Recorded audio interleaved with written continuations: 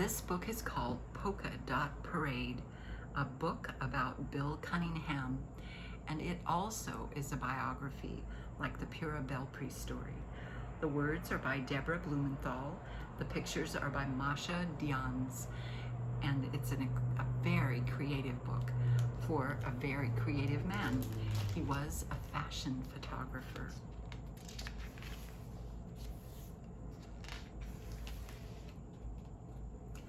Bill Cunningham cycled through New York City, dawn to dark. He wore a blue French worker's jacket, tan pants, and black sneakers. A camera was slung around his neck, and his twinkling eyes were forever searching. He who seeks beauty will find it, Bill said, and he did. He found it in first nighter galas and life on the streets.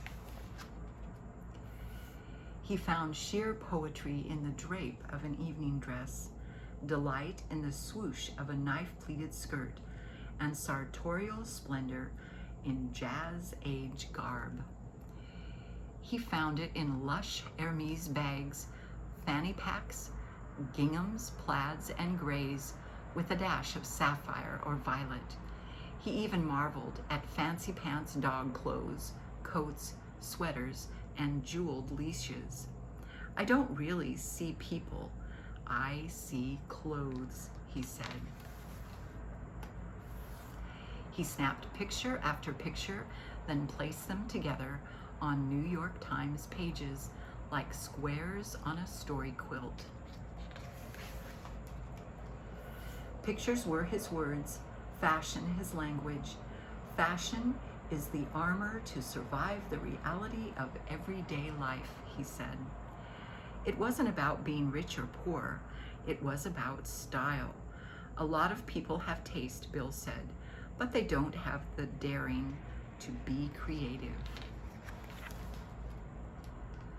For Bill, clothes told stories not only about the people who wore them, but also about the times they lived in. Because like tattletales, clothes tell secrets. After working as hat maker, Bill turned to writing about fashion. Then he taught himself to take pictures. Pictures of those who made fashion, not followed it. Those who weren't afraid to look silly. People who looked like leopards in their leopard prints, cool cats in their hats, dudes in their dots and spots. Those who didn't give a hoot if others stared or laughed. Fashion, after all, is about being true to yourself, whoever you are. It's about freedom. Seeking beauty, Bill went to posh parties and to Fashion Week in Paris, but sometimes he just stood outside in New York waiting for beauty to pass him by. Bill had a favorite Manhattan street corner, 5th Avenue and 57th Street. My whole thing is to be invisible, he said. You get more natural pictures that way too. He'd snap yellow handbags in the autumn gold of ginkgo trees in Central Park. He'd shoot geometric patterns and stripes in stark black and white, an unbeatable combination, he'd said. He'd photograph New Yorkers in the rain, doing puddle jumping dances in their $1,000 shoes. Bill would develop his film at a 1-hour photo center and then go to the office to pore over his work like a jeweler examining Colombian emeralds. I don't work, Bill said. I only know how to have fun every day. Bill rode around New York City on his bicycle, braving snow, wind, and ice. Many times his bicycle got stolen or dented by cars, so he bought another and another, 30 in all. Bill's private life was sparse.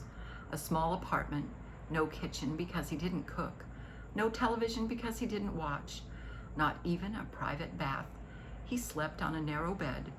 All around him, dozens of cabinets held thousands and thousands of his photographs.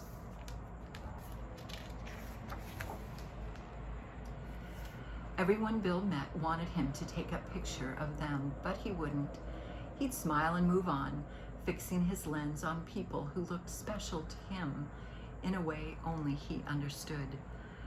Everyone loved Bill because he loved life and all the fantastical paths it took people down. In 2008, the French government gave him their highest award, the Legion of Honor. In New York, people at Bergdorf Goodman's department store glorified his work with a lavish display in their Fifth Avenue window. But the attention made Bill squirm. He wanted the limelight on others, not himself. Bill worked having fun until the end, June 25th, 2016. He was 87 years old. All over the world, people cried. He invented street fashion photographs and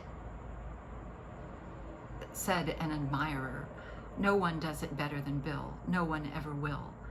And from Arthur Schulzberger Jr., his boss at the New York Times, said, "We have lost a legend, and I am personally heartbroken to have lost a friend." A lifetime of glorious pictures of clothes and the power they lend us is what wasn't lost when what he left behind was his gift as we dress each day for the runway called life. And this is the author's note about him and places where you can read more about him. I hope you enjoyed that very creative book.